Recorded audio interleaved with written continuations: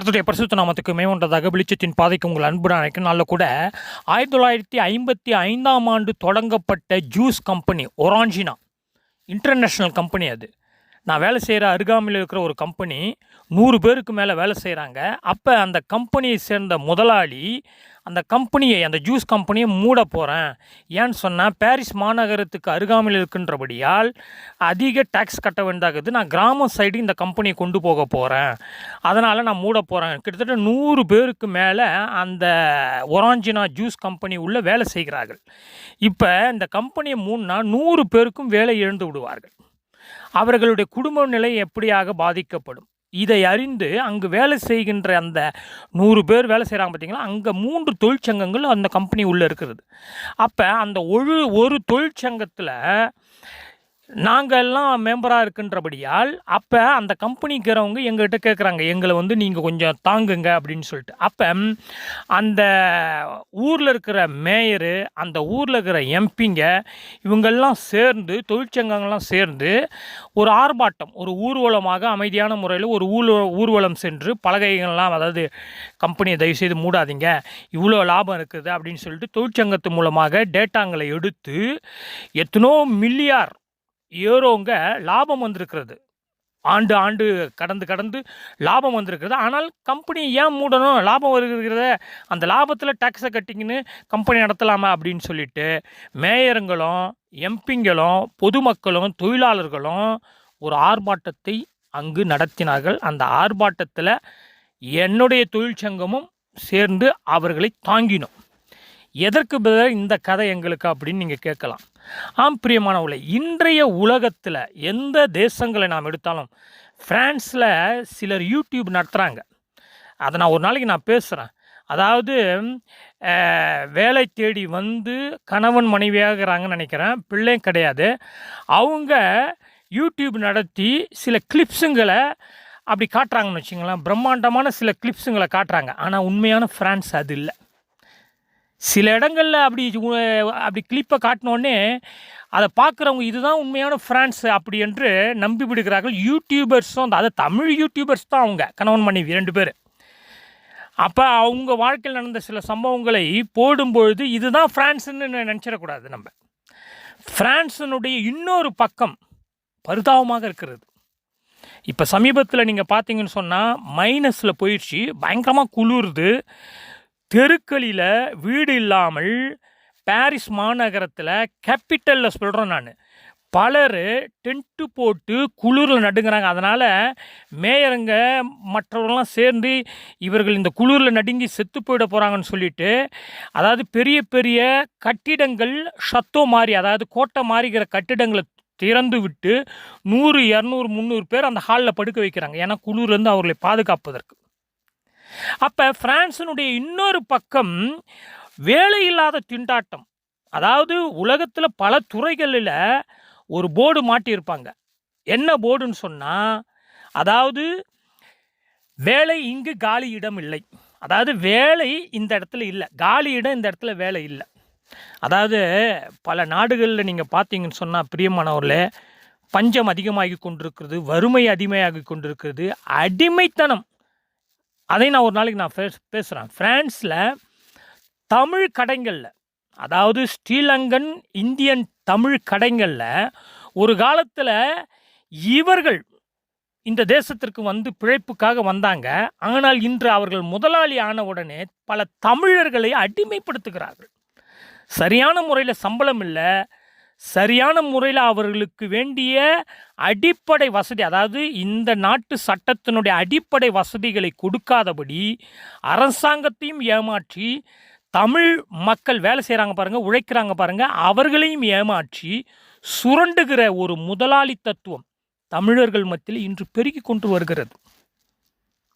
அப்போ இன்றைக்கு பல இடங்களில் வேலையில்லாத திண்டாட்டம் பெருகி கொண்டு வரும். இதனால் என்ன நடக்குதுன்னு சொன்னால், தீவிரவாதம் அதிகமாகிறது, தற்கொலை அதிகமாகிறது, திருட்டு அதிகமாகிறது, கொள்ளை அதிகமாகிறது, அக்கிரமங்கள் அதிகமாகிறது. அதை விட ஒரு டேட்டா சொல்கிறாங்க, விபச்சாரம் அதிகமாகிறது.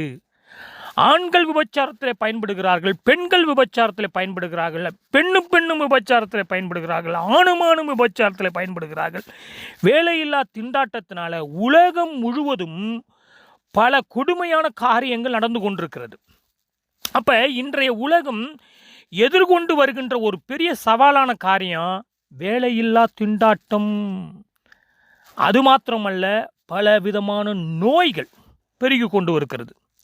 அப்போ பிரியமானவர்களே, நான் வேலை செய்கிற இடத்துல ஃப்ரான்ஸில் நான் வந்த காலத்து 25 ஆண்டுகளுக்கு முன்பாக நான் வேலை செய்த இடத்துல 50 பேருக்கு மேலே வேலை செஞ்சோம். ஆனால் இன்றைக்கு 21 பேர் தான்.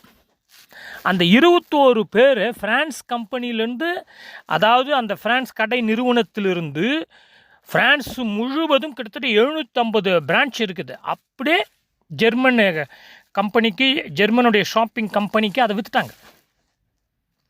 அப்போ அவர்கள் அதை வாங்கின பிறகு இன்னும் ஆட்களை குறைத்து கொண்டிருக்கிறார்கள். அப்போ தயவுசெய்து ஐரோப்பாவை சுற்றி பார்க்கும்போது அழகான காட்சிகளையும் டூரிஸ்ட் பிளேஸுகளையும் எங்கோ அங்குமிங்குமாக தமிழர்களுக்கு சிலருக்கு நடந்த சில காரியங்களை இன்று சமூக வலைத்தளங்களில் ஆஹா ஓஹோன்னு பார்த்துவிட்டு இதுதான் என்று நம்பிவிடாதீர்கள். இன்றைக்கு பரிதாபமான நிலையிலே போய் கொண்டிருக்கிறது. அப்போ பல இடங்களில் காலி இடம் இல்லை, வீடு வாடகைக்கு இல்லை, இந்த இடத்துல வேலைக்கு ஆட்கள் எடுப்பதில்லை. ஏன்னா வேலைக்கு ஃபுல்லாகிடுச்சு. என்கிட்ட நான் வேலை செய்கிற இடத்துல அநேகர் பயோடாட்டா என் கையில் கொடுப்பாங்க. அப்போ நான் மேல் இடத்துல அனுப்பி விடுவேன். அப்போ சில அதிகாரிகளுக்கு சொல்லுவேன். அப்போ என்கிட்ட கேட்பாங்க, யாரை எடுக்கலாம் அப்படின்னு கேட்பாங்க. நல்ல ஆளாக சொல்லுங்கள் அப்படின்னு கேட்பாங்க. சிலவங்க ரெக்கமெண்டேஷன் பண்ணுவேன்.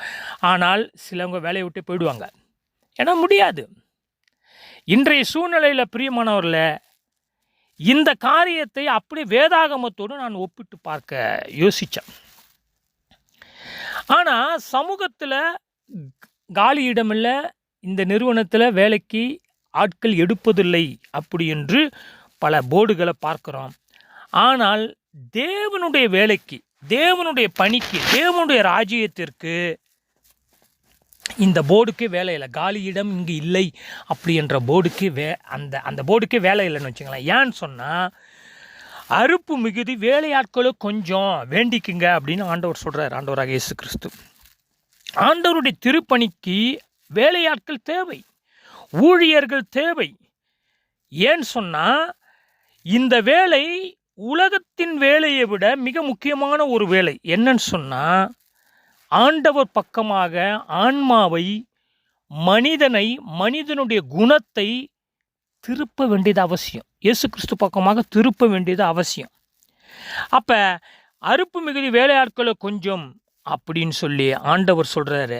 ஆனால் பிரியமானவர்களே, பரிதாபமான நிலைன்னு சொன்னால் இன்றைக்கு பல இடங்களிலே இயேசு வல்லவர், இயேசு நல்லவர், இயேசு கர்த்தர், ஹல்லேலூயா அப்படி என்று கோஷங்கள் எழும்புகிறது, கூட்டங்கள் நடத்தப்படுகிறது, விளம்பரங்கள் செய்யப்படுகிறது. சமூக வலைத்தளங்களில் இப்படி திருப்புனா அப்படி திருப்புனா ஒவ்வொருத்தவங்களும் இன்றைக்கி செல்ஃபோனை வச்சுக்கினேன், இயேசு வல்லவர், இயேசு நல்லவர், இயேசு ஆசீர்வதிப்பார், திறப்பார், கொட்டுவார், நடத்துவார், பணங்களை கொட்டுவார், உனக்கு இப்படி செய்வார் அப்படி செய்வார்னு சொல்லி சமூக வலைத்தளம் மூலமாக ஒரு கூட்டம் பெருகி கொண்டிருக்கிறது. ஆனால் பிரியமானவர்களே, பைபிளில் சொல்லப்பட்ட வேலையாட்கள் இவர்களா என்றால் இல்லை. அதுதான் புரிஞ்சுக்கணும். இவர்கள் எல்லாம் உண்மையான வேலையாட்களா என்றால் இல்லை. அப்போ உண்மையான வேலையாட்கள் கொஞ்சம் பேர் தான் இருக்கிறாங்க. ஆனால் வேண்டிக்கிங்க, அதிகமான வேலையாட்கள் வேண்டும் அப்படின்னு இயேசு சொன்னார்னா, உண்மையான வேலையாட்களை இயேசு கிறிஸ்து கேளுங்க பிதாக்கிட்ட அப்படின்னு கேட்குறாரு. அந்த வேலைக்கு இன்றைக்கு பஞ்சம் வந்து விட்டது. இயேசு கிறிஸ்துவனுடைய திருப்பணிக்கு, அவருடைய வேலையை செய்வதற்கு, உண்மையான வேலையை செய்வதற்கு பஞ்சம் வந்து விட்டது. அப்போ பல கூட்டங்கள் பெருகிவிட்டது, பல சமூக வலைத்தளங்களில் பெருகிவிட்டார்கள். ஆனால் பல நேரங்களில் ஆண்டவர் அப்படிப்பட்ட, அதாவது ஆண்டவருடைய வசனத்துக்கு சத்தியத்திற்கு மாறாக ஊழியம் செய்கிற வேலையாட்களை பார்த்து இவர்களை அறியேன் என்று மத்தேயு 7:23 வாசித்தா தெரியும். அப்படிப்பட்ட குழுவை சேர்ந்தவர்கள் பெருங்கி நிற்கிறாங்க.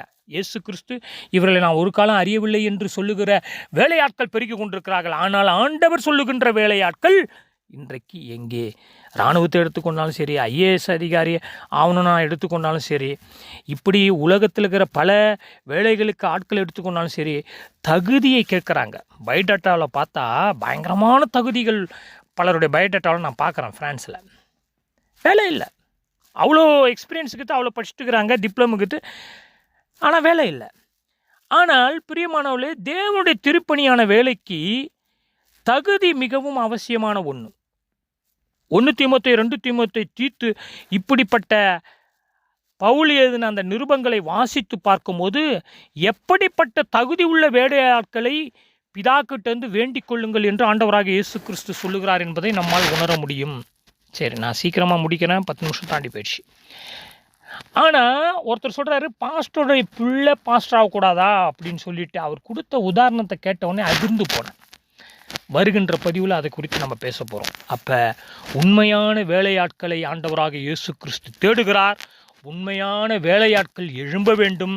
அந்த உண்மையான வேலையாட்கள் உண்மையாய் நடக்கும்போது உண்மையான வேலையாட்களை இந்த சமூகத்திலிருந்து கர்த்தர் பக்கம் திருப்ப முடியும் என்று ஆண்டவராக இயேசு கிறிஸ்து நமக்கு வாக்கு செய்திருக்கிறார். உண்மையான வேலையாட்களுக்காக ஜெபம் செய்வோம். எங்களை அதிகமாக நேசிக்கிற பரலோக பிதாவே, உண்மையான வேலையாட்கள் எழும்பும்படியாக, அறுப்பு மிகுதி வேலையாட்கள் குறைவு என்று ஆண்டவராக இயேசு கிறிஸ்து ஜெபிக்க சொன்ன வண்ணமாக அந்த உண்மையான வேலையாட்கள் கர்த்தர் பக்கமாக எழும்ப, கர்த்தர் பக்கமாக திரும்ப அநேக உண்மையான வேலையாட்களை எழுப்பும்படியான கிருபையை எனக்கும் எங்களுக்கும் சமூகத்திற்கும் ஊழியர்களுக்கும் கிருபை செய்கிறார். இயேசு கிறிஸ்து மூலம் தாழ்மை ஜெபங்கள் நல்ல பிதாவே, ஆமென்.